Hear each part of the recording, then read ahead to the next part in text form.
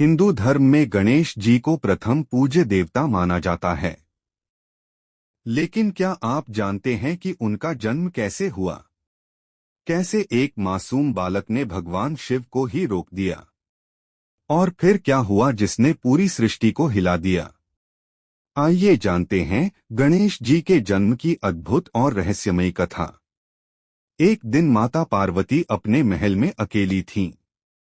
भगवान शिव ध्यान में लीन थे और कैलाश पर नहीं थे।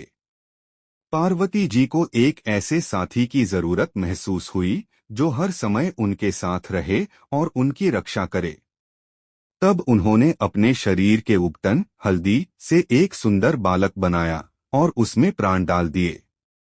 वह बालक था गणेश। पार्वती जी ने गणेश से कहा, बेटा, मैं स्नान करने जा रही हूँ। जब तक मैं वापस न आऊं, किसी को अंदर मत आने देना। गणेश ने सिर झुकाकर आज्ञा स्वीकार की। वह द्वार पर खड़े होकर पूरी निष्ठा से पहरा देने लगे। उसी समय भगवान शिव वहां पहुंचे। उन्होंने अंदर जाने की कोशिश की, लेकिन गणेश ने उन्हें रोक दिया और कहा, माता ने किसी को अंदर जाने से मना किया है। शिव जी ने समझाने की कोशिश की, लेकिन गणेश अपनी बात पर अड़े रहे। धीरे धीरे बात बढ़ गई।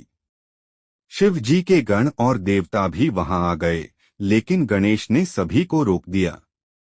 वह अकेले ही सभी से लड़ने लगे। गणेश की शक्ति देखकर सभी हैरान थे। आखिरकार शिव जी को क्रोध आ गया और उन्होंने अपने त्रिशूल से गणेश का सिर अलग कर दिया। जब पार्वती जी बाहर आईं और यह दृश्य देखा, तो उनका क्रोध और दुख सीमा से बाहर हो गया।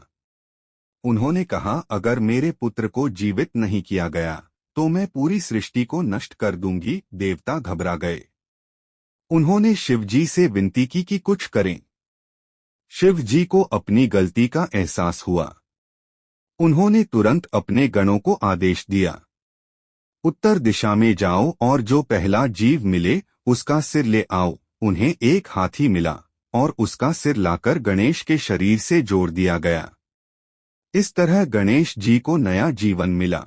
शिव जी ने गणेश को आशीर्वाद दिया, अब से हर शुभ कार्य में सबसे पहले तुम्हारी पूजा होगी।